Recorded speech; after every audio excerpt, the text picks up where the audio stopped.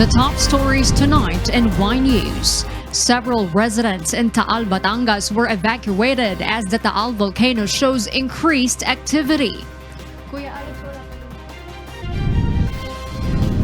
President Rodrigo Duterte urged to place the entire country under modified general community quarantine. However, two Metro Manila mayors opposed the proposal. Pharmaceutical company AstraZeneca is no longer accepting new orders from the Philippines. The Supreme Court dismisses the election protest filed by former Senator Ferdinand Bongbong Marcos against Vice President Leni Robredo over the results of the 2016 vice presidential race. An investigation identifies people behind COVID conspiracy theories.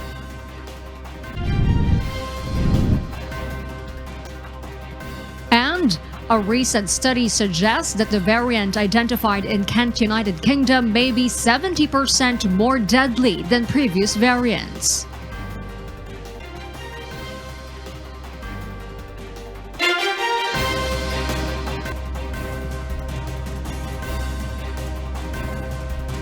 Good evening, Philippines and the world. Today is Tuesday, February 16, 2021. I am Herlene Delgado. Join us in the next hour as we deliver today's top stories around the country and in other parts of the world. I'm Angelo Castro III. We are also seen in 1,935 satellite monitoring centers nationwide and via live streaming worldwide through the UNTV News and Rescue social media accounts and our website, untvweb.com. I am William Theo. First in the news. Residents of Taal have been evacuated by authorities over the recent seismic activity and changes in the volcano's main crater lake. Ray Pelayo will give us more details in this report. Ray, where specific do these evacuated residents live? Arlene, the evacuated residents live within the volcano island, which is supposed to be a no-man's island, particularly residents of two sitios in Talisay Municipality. The National Disaster Risk Reduction Management Council said the evacuation was a precautionary move. The UST Undersecretary and PHIVOLCS OIC Renato Solidum said that he recommended the restriction of people in the whole island. Earlier, the Philippine Institute of Volcanology and Seismology, or PHIVOLCS, have recorded 98 volcanic tremors in the past 24 hours, having durations of 5 to 12 minutes. The agency also monitored an increase in acidity and temperature of the Taal volcano's main crater lake. Alert level 1 remains in effect, with possibility of sudden stream-driven or phreatic explosions, volcanic earthquakes, minor ashfall, and lethal expulsions of volcanic gas occurring and threatening areas within the Taal volcano island. PHIVOLCS DOST strongly advise everyone against entering the Taal volcano island, Taal volcano permanent danger zone, especially in its main crater lake and fissures in the Angkastila due to the danger posed by the volcano's recent activity. Arlene? Thank you so much, Ray Pelayo reporting live. And to give us more details and updates about the Taal volcano situation, we have on the line PHIVOLCS Director Undersecretary Renato Solidum Jr. Good evening, USEC. Thank you for joining us this evening. Yes, good evening.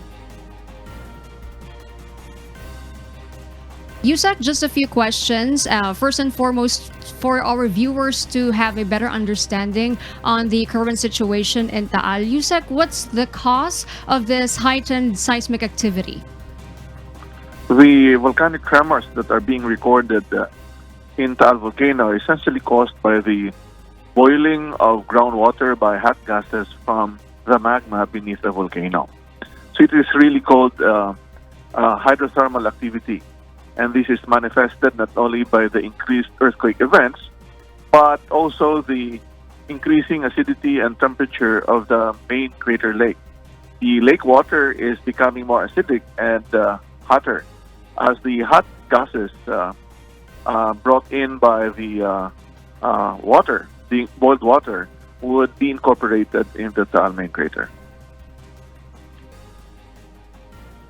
Yusek, what are we monitoring or expecting in the next few hours? Well, we continue to record the occurrences of these volcanic tremors due to hydrothermal activity. What we are concerned with would be the increased possibilities of having a phreatic eruption or steam-driven explosion or emission of gases. And this would endanger if people are on the island. No? Their lives would be endangered. We also need to make sure that if in case there's a phreatic eruption, we need to monitor what's happening beneath the volcano. If we can recall the events last year, January 12, 2020, the activity of the volcano started with small phreatic eruptions. But this essentially depressurized the crater and enhanced and facilitated the rapid rise of magma from below.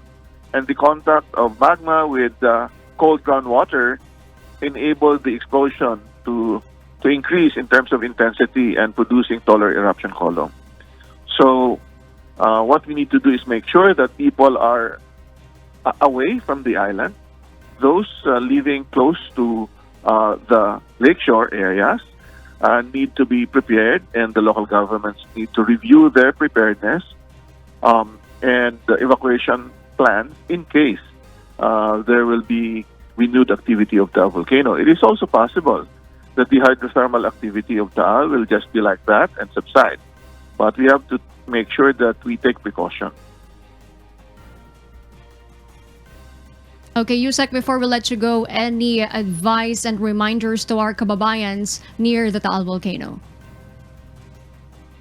Well, as long as we observe the restriction and people do not go to the Taal volcano island or stay there, then right now people outside of the island are safe. But we have to be aware and to make sure that we follow the updates of DOST FIVOX, which would be released every morning at 8 o'clock, to make sure that we are aware of what's going on with Taal volcano. It is not surprising that Taal can renew its activity, if ever, even if it has erupted the year before. In 1965, there was a strong explosion of the volcano, but then the following years of 1966, 67, 68, 69, and 70, there were eruption events every year. So we need to make sure that we understand this and always make sure that we are ready and we observe safety precautions. All right, thank you so much. That's Yusek Renato Solidum Jr., the FIVOX director. Meanwhile, the Department of Social Welfare and Development assured that it has enough quick response fund to assist the evacuated families.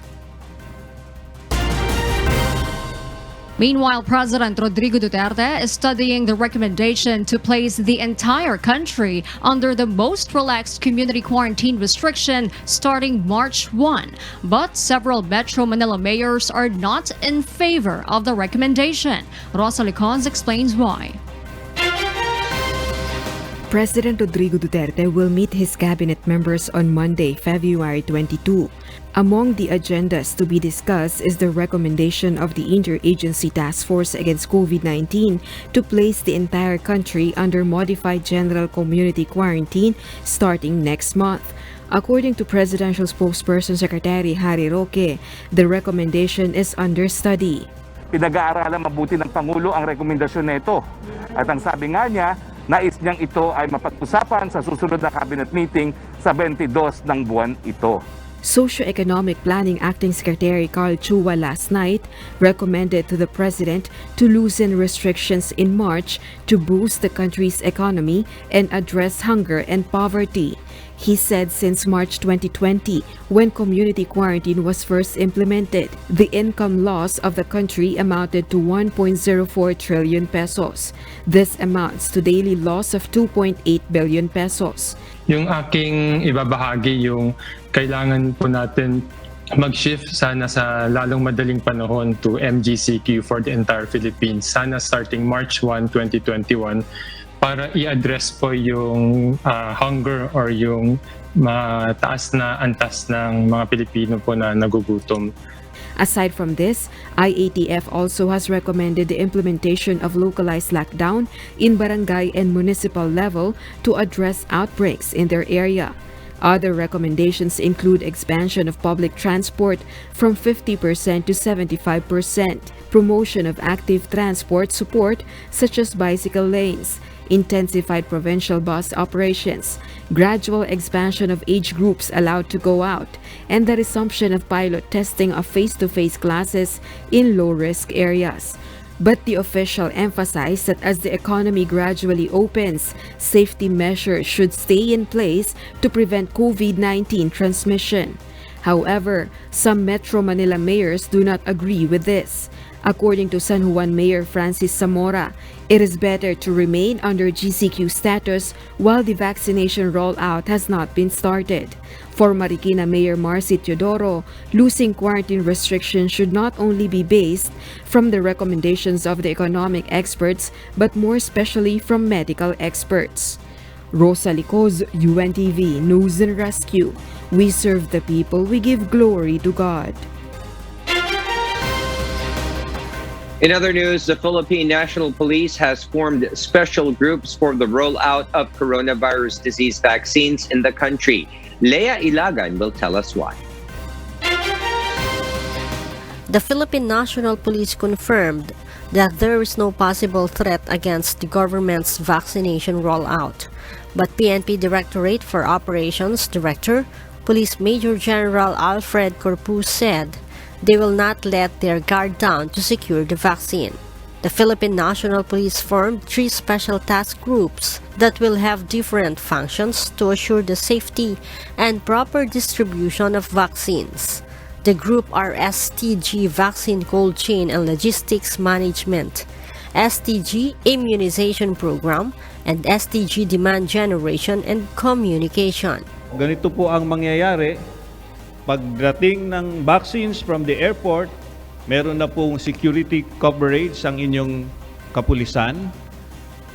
Pag ito po ay transport doon sa storage, kasama pa rin po kami.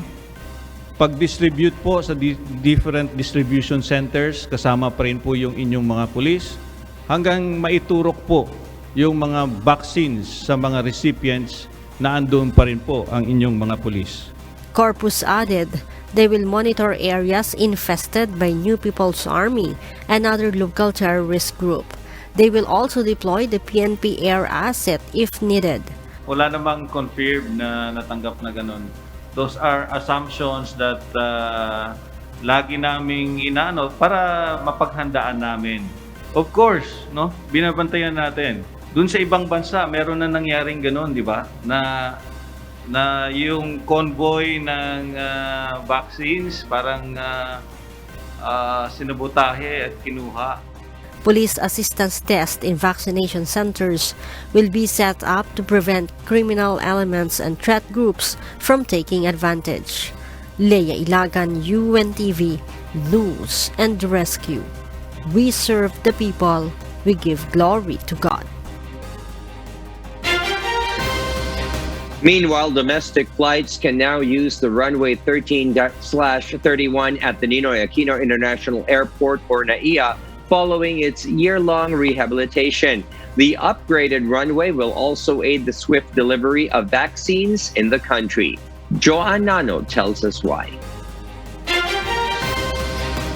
The Department of Transportation and the Manila International Airport Authority led the inauguration of the rehabilitated and upgraded runway 1331 in NAIA earlier today.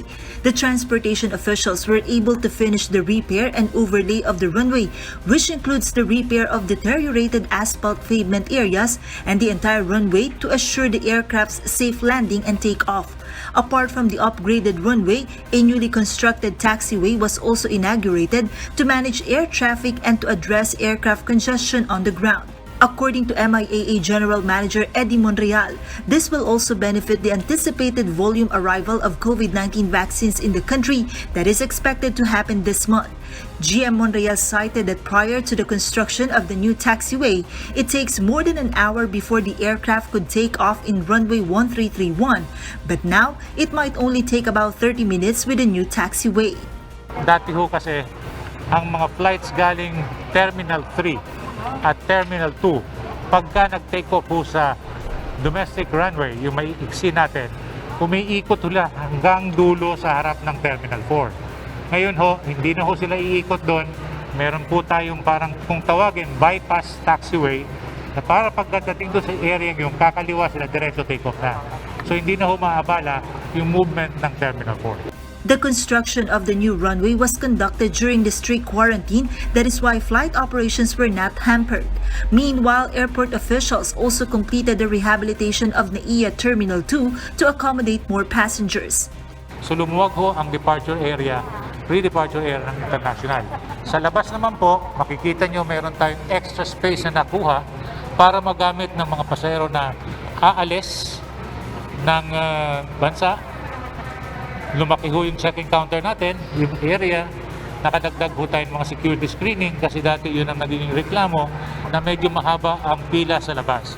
Although the rehabilitation was completed, MIAA says that bidding for the upgrade of Terminal 2 is yet to be decided. Joanna, UNTV News and Rescue. We serve the people, we give glory to God. Pharmaceutical company AstraZeneca is no longer accepting new orders for its coronavirus disease 2019 vaccine. Aiko Miguel will tell us why live. Aiko, why did the company stop accepting orders? Yes, Diego, due to supply constraints, the British Swedish vaccine manufacturer AstraZeneca will no longer accept new orders of COVID-19 vaccines. But Presidential Advisor for Entrepreneurship Secretary Joey Concepcion assured that the government has secured 17 million doses from AstraZeneca. Here is Secretary Joey Concepcion. Yung AstraZeneca, wala rin eh. Wala nang ma-supply. Yung 17 million yun ang huling order. Kinausap ko sila kasi talagang kulang na kulang ang supply nila sa Europe. According to the Food and Drug Administration, Diego, this will not affect the incoming supply of AstraZeneca COVID-19 vaccines in the Philippines. This is because AstraZeneca has also allotted vaccine doses for low and middle-income countries under the COVAX facility. Here is Undersecretary Eric Domingo, the Food and Drug Administration Director General. We need the exact volume kasi originally, I think WHO and COVAX were targeting about 5.5 million to 9.5 million. So they will probably set the final amount or the final number of vaccines that they will send to the Philippines soon. Pagkatapos nun, yun na yung importation permit na mga i-ready lamang and of course the permit to bring it here into the country. Diego, based on the on FDA's timeline, the AstraZeneca vaccine should have been delivered by the last week of February or early March, but has been delayed due to production issues. FDA assures that when the said vaccines arrive in the country, they will be immediately used for vaccination rollout, as it has been also granted with emergency use authorization or EUA in the Philippines last January 28. Technically, wala naman ng impediment sa pagbigay ng COVAX facility ng AstraZeneca dito sa Pilipinas at pagdating niya rito, maaari na rin siyang gamitin dito sa atin for our vaccination program. And that is the latest live. Back to you, Diego. Thank you, Aiko Miguel, for your live report on updates on COVID-19 vaccines. The World Health Organization approves AstraZeneca and Oxford University's COVID-19 vaccine for emergency use and encourages more COVID-19 vaccine developers to submit their dossiers for WHO to review. Maeve Yandog to give us more details live. Maeve, go ahead. Diego, access to relatively inexpensive COVID-19 vaccines in the developing world is now widened by the World Health Organization's approval of the COVID-19 vaccine produced by AstraZeneca, SK Bio or Republic of Korea, and the Serum Institute of India. Here is what WHO Director General Tedros Adhanom Ghebreyesus said on their media briefing on Monday. We now have all the pieces in place for the rapid distribution of vaccines. But we still need to scale up production. And we continue to call for vaccine developers to submit their dossiers to WHO for review at the same time as they submit them to regulators in high-income countries. The approval of the vaccine followed after a WHO panel provided interim recommendations on the vaccine, advising that 2 doses with an interval of approximately 8 to 12 weeks should be given to adults. The vaccine can also be used in countries with the COVID variant identified in South Africa. WHO's review found that the AstraZeneca Oxford vaccine met the must-have criteria for safety and that its efficacy benefits outweighed its risks.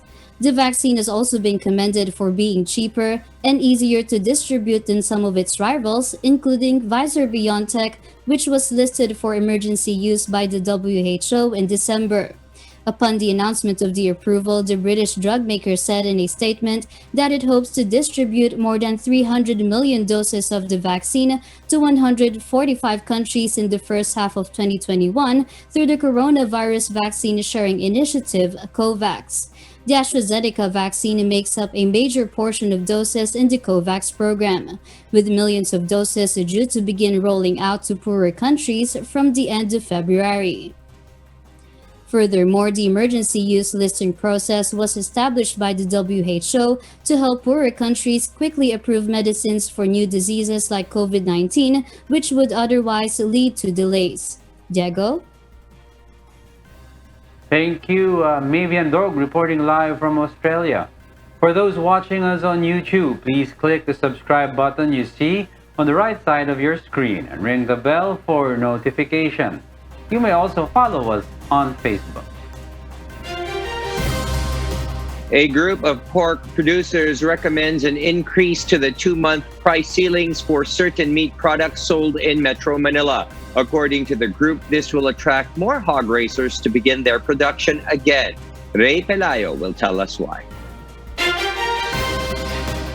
The House Committee on Agriculture and Food and the Committee on Trade resumed the inquiry on the rising prices of food, especially meat products like pork. ProPork, a group of pork producers, complained to the lawmakers on the effects of the price ceiling being imposed by the government.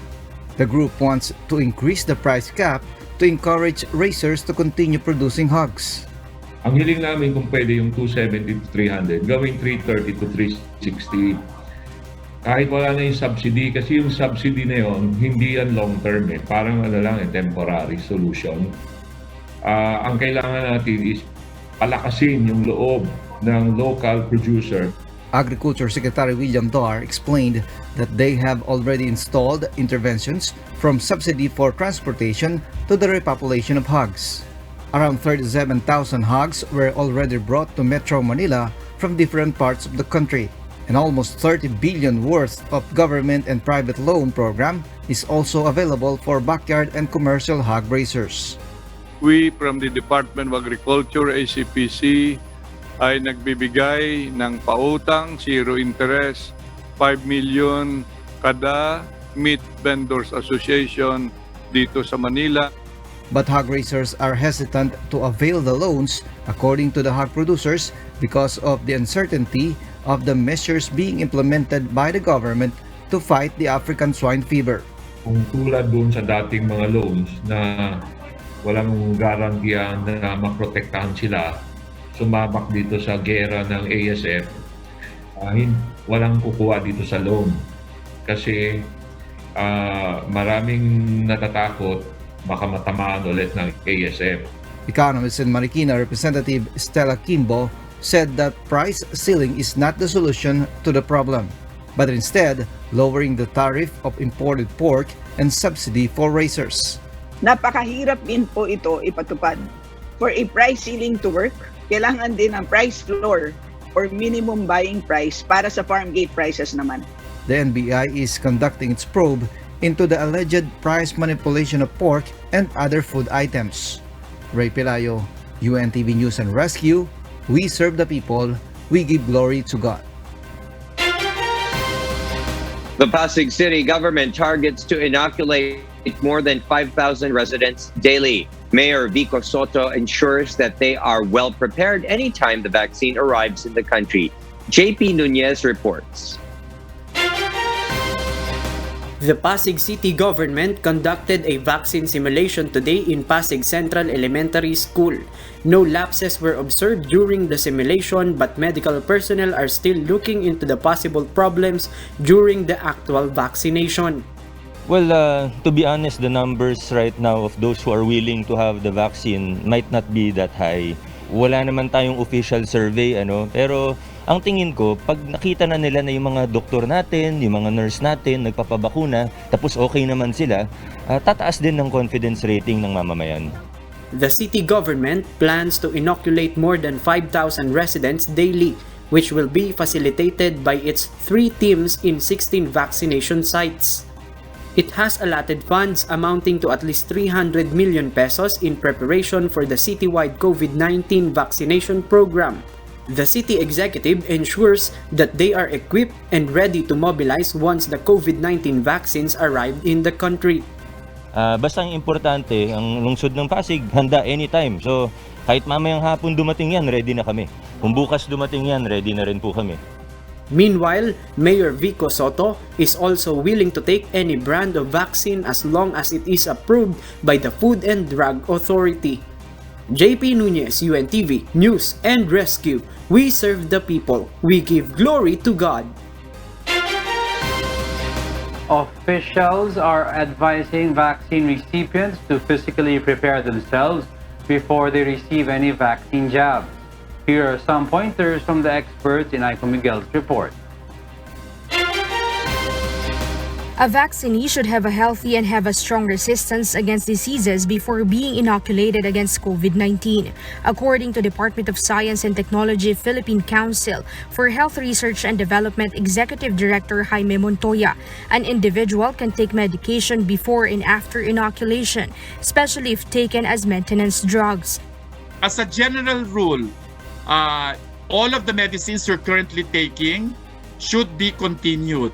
If you're a diabetic and you're on oral hypoglycemics or medicines to control your blood sugar, go ahead. If you are on antihypertensives, you are a person with hypertension, go ahead. Because it is good that you actually maintain all of these medicines, because if you have uncontrolled diabetes, for example, this may affect your immune response. But according to Dr. Montoya, consumption of alcohol may affect the body's response to vaccines. Dr. Montoya advises people to avoid being intoxicated with alcohol so the vaccine will effectively take effect on the vaccinee. He adds a person fond of drinking alcohol is considered as immunocompromised because of the bad effects of alcohol to one's body. Yes, you can still have the vaccine, no problem. It's not a reason for you not to be given the vaccine. In fact, maybe you have all the reason to be given the vaccine because your immune system is not working well.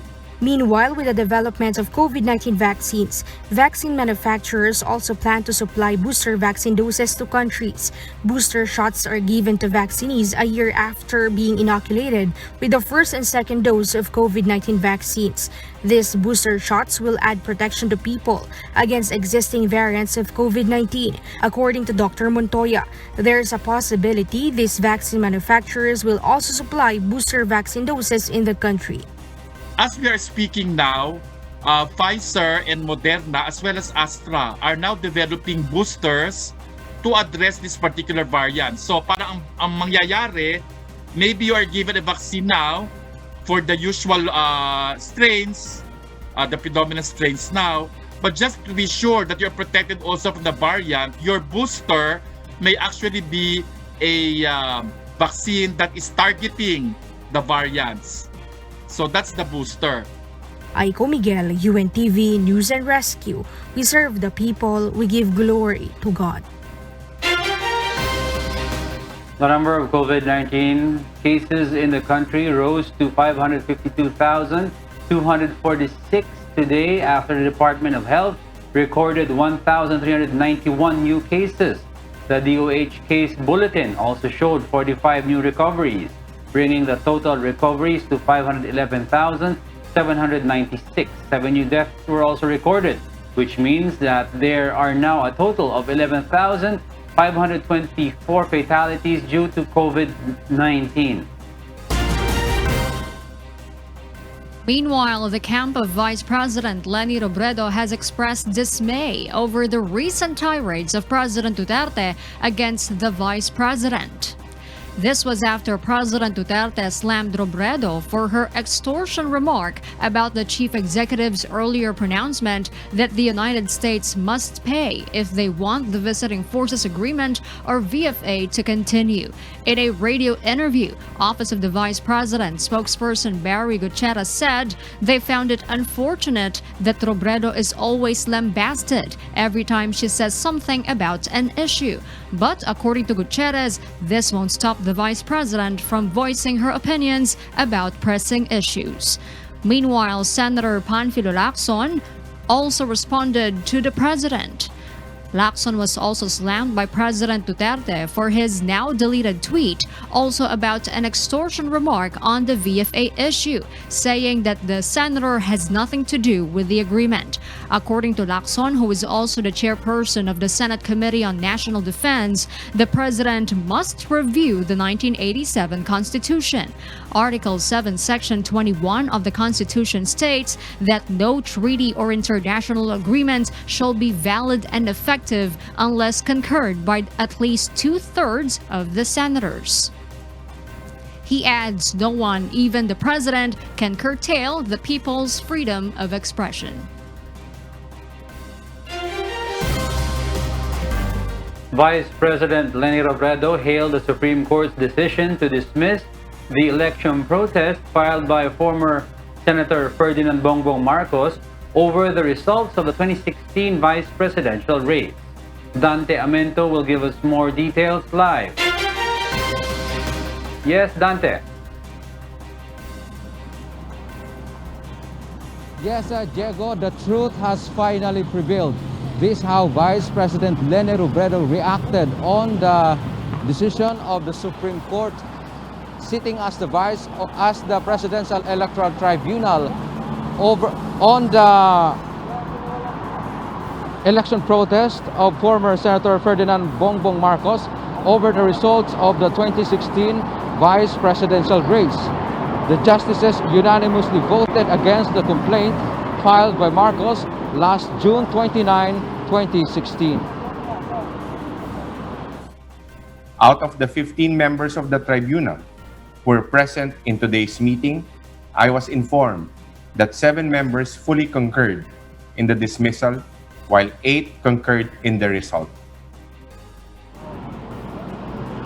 Supreme Court spokesperson Attorney Brian Kit Husaka said the PET has yet to furnish a copy on the decision to both parties. Husaka could not say if the decision can be appealed. The deliberations of the tribunal is highly confidential. So this is our announcement. So this is the first time that we're announcing this. The parties will be provided copies of the resolutions as usual. VP Robredo has thanked her legal team, supporters, and the Presidential Electoral Tribunal. She has no message for Marcos and still no plan for the 2022 elections. Sa dulo ng lahat, katotohanan yung mananaig. Naniwala tayo sa katotohanan ng ating pagkahalal, naniwala tayo sa proseso, Naniwala tayo sa integridad ng mga mahistrado sa Presidential Electoral Tribunal, and we are very happy and grateful that this trust is affirmed. Marcos's camp, on the other hand, says they will issue statement if they will receive the official's document from the PET. Meanwhile, the Malacanang says it respects the court's decision and at the same time, the possible legal remedy will be taken by the Marcoses. Yan po yung desisyon ng kataas-taasang hukuman. We respect that, and we respect also that the camp of Senator Bongbong Marcos has a further remedy of moving for reconsideration. And that's the latest live. Back to you, Diego. Thank you, Dante Amento, reporting live. A rare deep freeze in Texas that raised demand for power forced the state's electric grid operator to impose rotating blackouts, leaving million customers without power, even as temperatures dipped to teeth-chattering levels. Miguel Rey de Leon reports. Millions of Texas households did not have heat or other electric appliances working at home. This as the state's electric grid operator lost control of the power supply on Monday as a massive winter storm delivered freezing temperatures across the state. The surge in demand for electricity led to widespread power cuts. Texas Governor Greg Abbott said in a tweet that Texas power grid has not been compromised, but the ability of some companies that generate the power has been frozen, including natural gas and coal generators.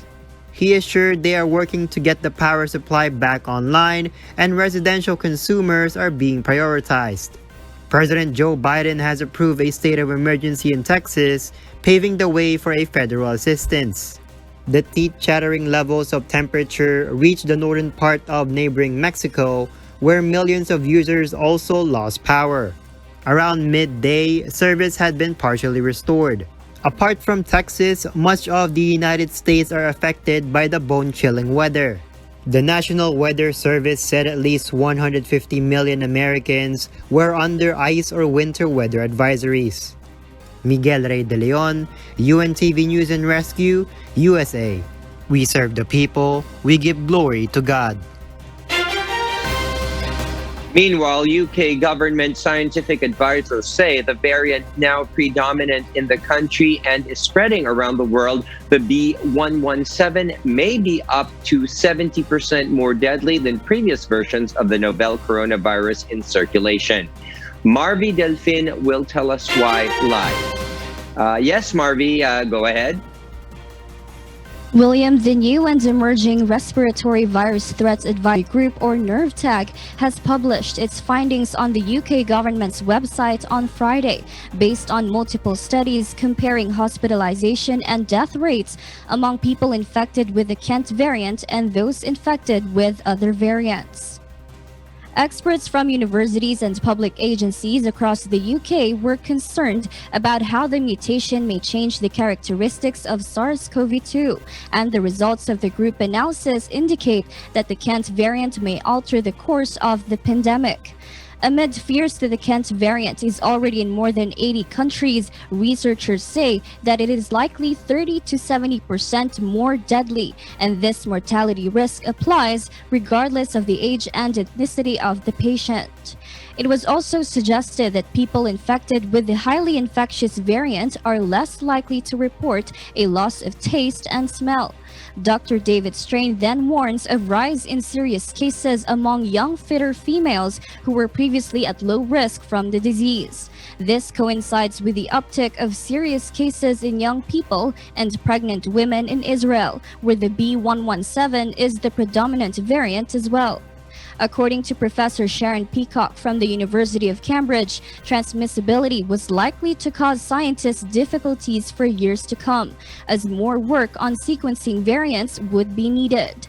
There are fears that the variant has started to mutate further to become more like the one that evolved in South Africa, which is better able to resist immunity developed by past infection or from the current vaccines.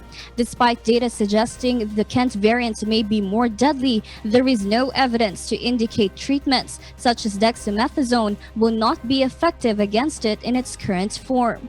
In response, the COVID-19 Genomics UK Consortium aims to screen every positive coronavirus test in the future. William? Yes, all right, Marvy. Thank you for that live report. Malaysia's Prime Minister will launch a COVID-19 handbook which will detail the country's guidelines and strategies regarding vaccine procurement and the inoculation plan. Sier Yambao will tell us why. Malaysian Prime Minister Muhyiddin Yassin unveiled the handbook on the National COVID-19 Immunization Plan today, February 16. The handbook contains guidelines on Malaysia's vaccine procurement strategy, implementation and observation of the vaccine program, which will start at the end of this month according to Science, Technology and Innovation Minister Khairi Jamaluddin. In order to get registered for the program, Malaysians are urged to use the mobile application My Sejahtera. According to Jamaluddin, the vaccine is expected to curb the COVID-19 cases, its severity and deaths, citing that those countries that already started the immunization program are also showing positive economic recoveries. The first phase, set to be completed by April this year, involves 500,000 medical and non-medical frontliners. The second phase is from April to August, involving high-risk groups and would target 9.4 million people, while the third phase from May until February next year will include the rest of the population. Jamaluddin said it's important to ensure the success of this program so that more economic activities can resume. The number of confirmed cases in Malaysia now stands at 264,269 with 965 deaths. Sherry Bao, UNTV News and Rescue, Malaysia. We serve the people. We give glory to God. A collaborative investigation identified the people and organizations behind some of the most viral misinformation about the origins of the coronavirus. Early Briones reports. Since the beginning of the spread of the coronavirus, conspiracies and speculations surfaced countless times on the internet, questioning where the virus originated from and why it came to be. The Associated Press collaborated with the Atlantic Council's Digital Forensic Research Lab on a 9-month investigation to identify the individuals who range from college professors and the ordinary social media users being labeled as virus experts claimed to hold knowledge regarding the virus. Here are some of them. Francis Boyle, a Harvard-trained law professor at the University of Illinois, but has no academic degree in virology or biology. Boyle says the coronavirus is a genetically engineered bioweapon that escaped from a high-level lab in Wuhan, China. Boyle bases his argument on circumstantial evidence, the presence of a biosafety level 4 lab in Wuhan. Boyle told the Associated Press, dismissing the accepted explanation that the virus emerged from the Wuhan market as completely preposterous. A World Health Organization team concluded it was extremely unlikely the virus escaped from the Wuhan lab. The other experts have said the virus showed no signs of genetic manipulation. Igor Nikulin, a biologist and former weapons inspector in Iraq, who served on the United Nations Commission on Biological and Chemical Weapons in the 1990s. Nikulin argues the US created the virus and used it to attack China. Nikulin offered no evidence to support his assertions.